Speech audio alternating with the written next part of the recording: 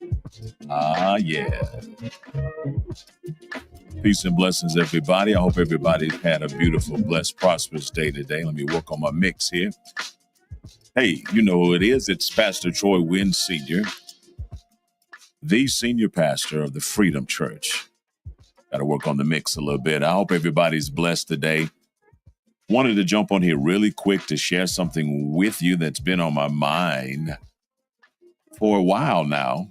And I really felt like today was the day that God wanted me to share it. So do me a favor, if you will, tag about 5 people. You guys know I'm good for it. You guys know whenever I come on, I've always got something that's worth listening to. And I promise you, this will not disappoint. Not disappoint. I want to talk about your mind and this amazing fact that I want to unfold for you, that your mind is a toolbox. Your mind is a toolbox. And that may sound simple, but I want to really show you how powerful it is. And when you understand that your mind is a toolbox, how you can use the right tools that you put in your mind to overcome every situation, every setback, every difficulty. Your mind is a toolbox. But before I get started, hey, do me a favor. Please go ahead and share this with like 5 people. Like I say, you guys know I'm always good for it. When I come on, whether it's live or pre-recorded, I always make sure I've got something that I know is going to make a difference in somebody's life. And the measuring tool for that is it's made a difference in my life, or it's made a difference in somebody's life that I know personally. That's what gives me the confidence to share these things. And I hope that you'll hear it, but not just hear it, but you'll take it and you'll leverage it and you'll begin to use it for your advantage. Unlike some people on social media, I am literally on here to help people. I could just as easily go and charge for everything that I post, because oftentimes I'm doing many sessions. I'm doing many coaching sessions on social media, absolutely free. And one of the reasons why I do that is because I know sometimes the people that need it most can't afford it the least in their current situation. They won't always be there, but where they are right now, they may not have the financial resources to hire a coach, hire a mentor. But if I can just take advantage of social media every now and then and come on here and just share, the only thing I expect people to do is to recognize when you're hearing something that is divine, when you're hearing something that is an absolute game changer, and it's not something that you can just listen to and scroll past, but you're like, okay, this is exactly what I need. I believe that oftentimes people are praying for stuff and praying for answers and looking for direction, and sometimes it's right there in their face. But because they aren't looking at it the way they should be looking at it, they miss it. So I'm encouraging you, if you got ears to hear and eyes to see, and you recognize truth when you hear it, number one, do me a favor, share this with 5 people on one of your social media platforms. We're live on Instagram right now. We're also live on Facebook, and we're live on YouTube. And I am doing my best to get the word out so that people don't have to be hopeless, but that people can be hopeful. Again, I want to take just a few minutes. I promise you I won't be long, but what I have to say, it's going to be one of those OMG moments. Your mind is a toolbox. Now, when I say that your mind is a toolbox, here's what I'm saying. Your mind is a toolbox, and your mindset is the set of tools inside it. Say it again, PT. Okay, your mind, that's your toolbox. But inside your toolbox, your mindset is the tools that are inside the toolbox. So it is important for you to understand what you're putting inside your mind so that you're putting in tools that bless you, tools that advance you, and not tools that slow you down or tools that really don't do you any good. See, the toolbox can be open and it will receive whatever tool you put in it. You've never had a toolbox say no when you went to try to put a tool in it. No, the toolbox is just a container. Your mind is just a container, and it will receive and it will accept whatever tools you put in. The only problem is by the time we understand any of this that I'm sharing with you right now, we've already put a bunch of tools in our mind, in our toolbox that are no good. We've put things in our mind like discouragement. We've put things in our mind like low self-esteem. We've put things in our mind, or should we say tools in our minds, like negative inner dialogue. And the list goes on and on of all the tools that we put in our mind. Again, I'm saying that your mind is a toolbox and your mindset is the set of tools that are inside the toolbox. That being said, every thought, every belief, every habit, guess what? That is a tool. Now, some tools sharpen you, but we have to tell the whole truth.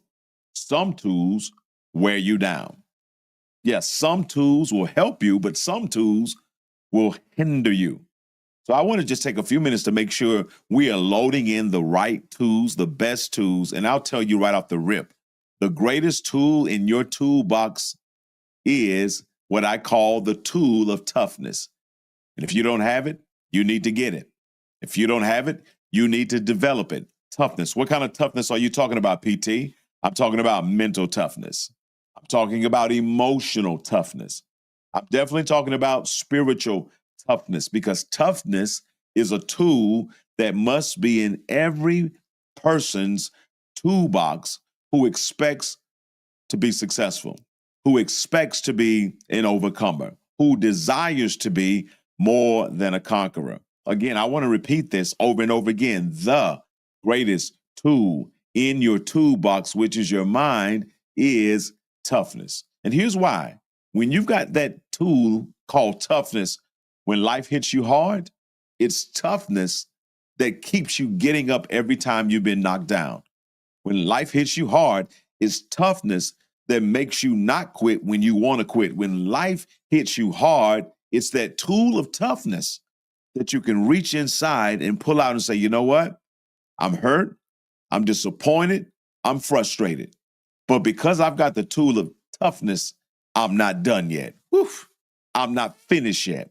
I'm not about to fold because I've got goals and I've got the tool of toughness so I can get through this.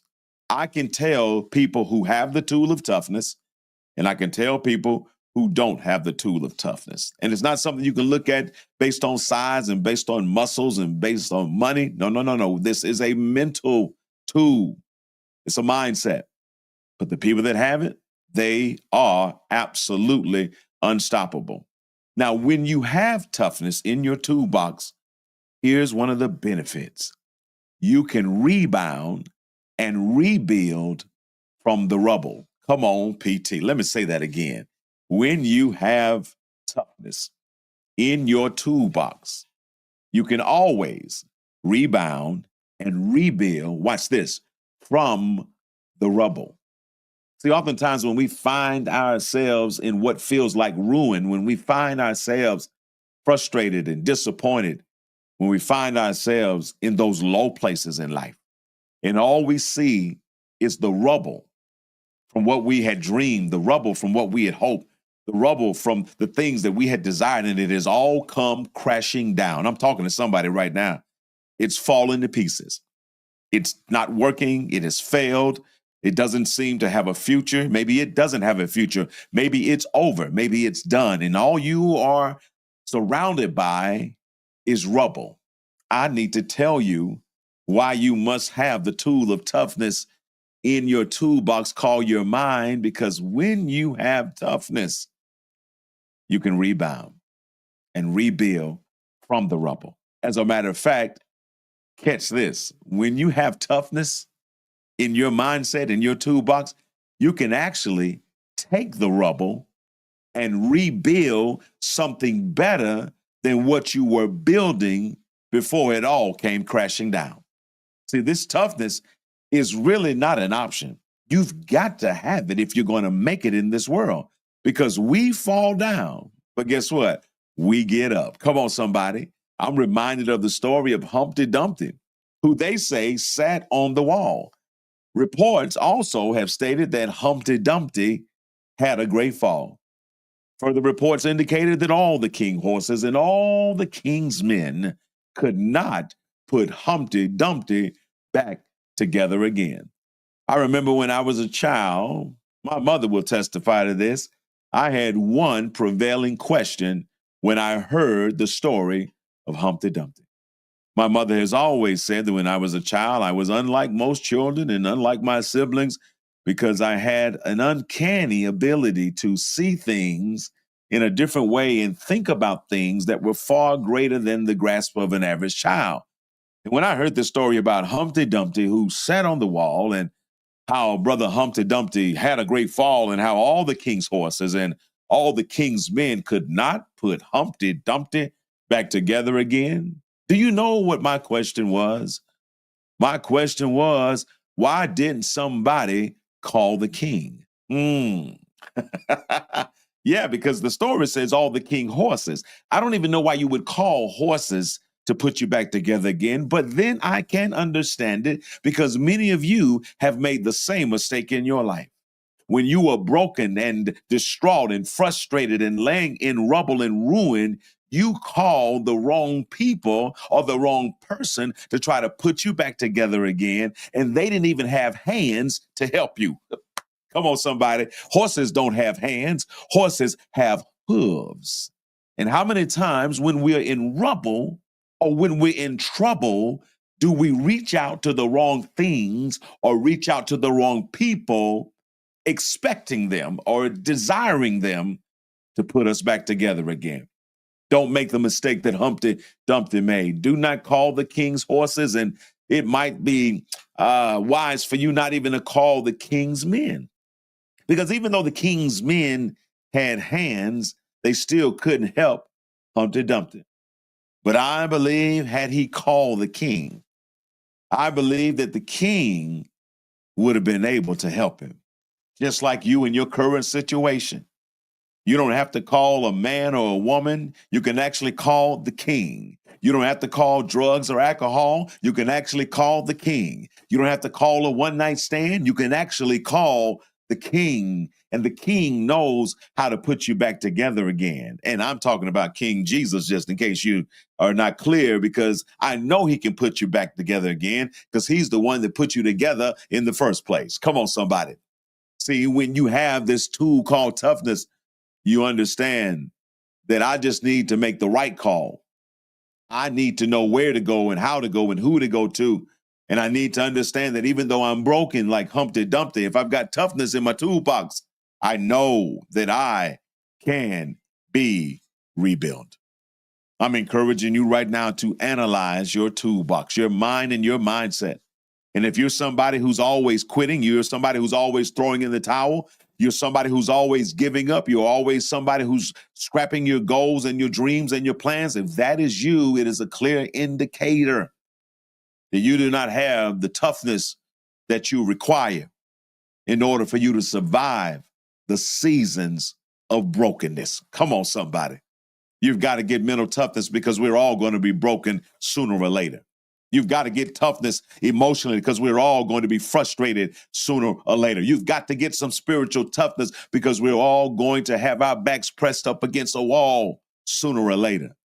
But when you have toughness in your toolbox, you can rebuild not just in the rubble, but you can rebuild from the rubble. Who am I talking to right now that just realized that this is exactly what you needed to hear in this precise moment? You've got to get that toughness, and you got to get it now. When you've got that toughness in your toolbox, everything that's trying to break you can actually be used to make you unbreakable. Woo! That's good teaching right there. Somebody say, I got to get mental toughness. I got to get mental toughness. I got to stop being weak. I got to stop folding. I got to stop quitting. I got to stop self-sabotaging myself. I've got to get the toughness in my toolbox so that I can get through what it is I got to get through so I can get to what it is I'm trying to get to. Man, that's good stuff right there. I told you I wasn't going to be long, so let me wrap this up. I just came to encourage somebody to let them know what you need in this season is you got to get some toughness. When you've got that toughness in your toolbox, I know this for a fact that what looks like ruin is also a renewing. Ooh, Pastor Troy. Say it again, because I'm not sure you call all of that. I said, when you have this toughness in your toolbox, what looks like ruin is also a renewing. In every season of my life where I have been ruined and I have been sitting in rubble, after I get through that, I experience a renewing. See, sometimes we don't experience the renewing. It's because we don't keep on pursuing the thing that we were pursuing before we got the wind knocked out of us. Ugh.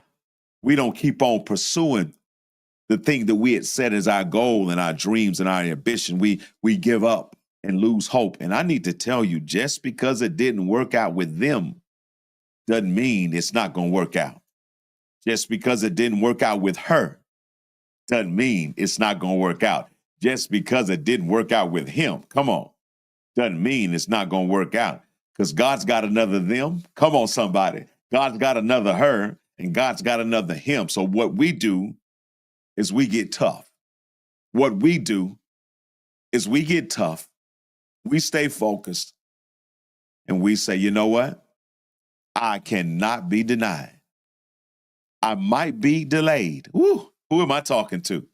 But I cannot be denied. I might be rejected, but guess what? Rejection is nothing more than redirection. That's why I cannot be denied. And many of you are receiving this message in this moment. Many of you are hearing this, and you're going to share it with somebody who you know is going through something right now. And this is going to be the word that just waters their dry spirit. Sometimes you wonder, why am I always being attacked? I remember when I used to wonder that. Why is the devil always bothering me? If it ain't one thing, it's another. Why am I always on the radar of problems and setbacks and disappointments? And I can tell you something that can change your life, but I'm not sure you're ready for it. The reason why you keep being attacked is because you're an empire. Come on, somebody. What did he just say? I said the reason why you are being attacked is because you, my brother, and you, my sister, you are an empire. What do you mean I'm an empire? Well, I said this past Sunday that the Bible said the devil comes to steal, kill, and destroy. And the one thing I know about the devil, he can't steal something that's not of value. He can't steal something if you don't have anything.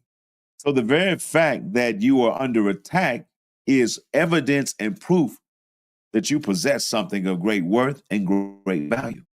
The very fact that you continue to be under attack is proof and evidence that you are an empire.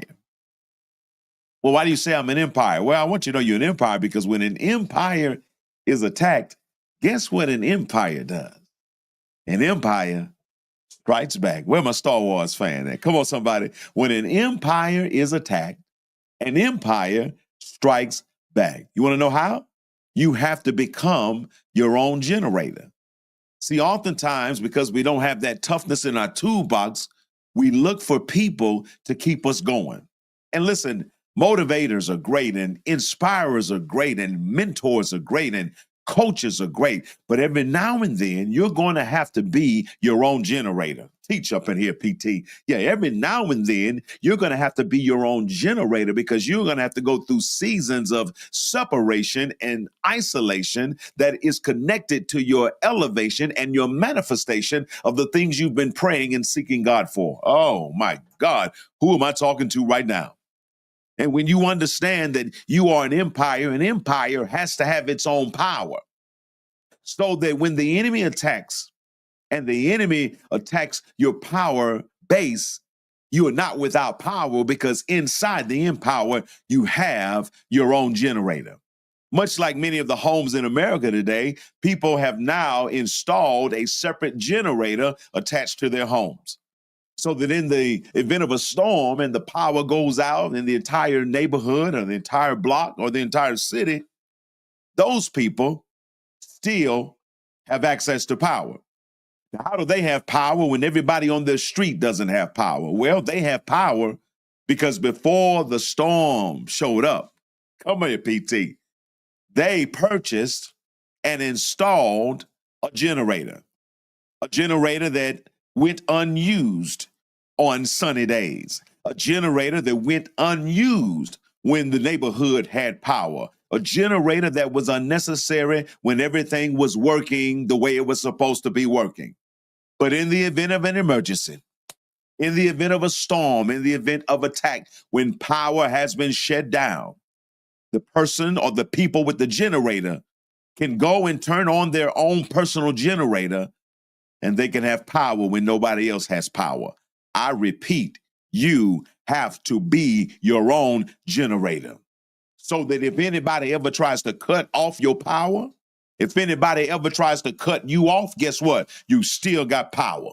You still got juice. You still got the lights on in your spirit, in your soul, and in your mind. Why? Because we appreciate all the motivators and the inspirators and the pastors and the mentors and the coaches. We appreciate them all.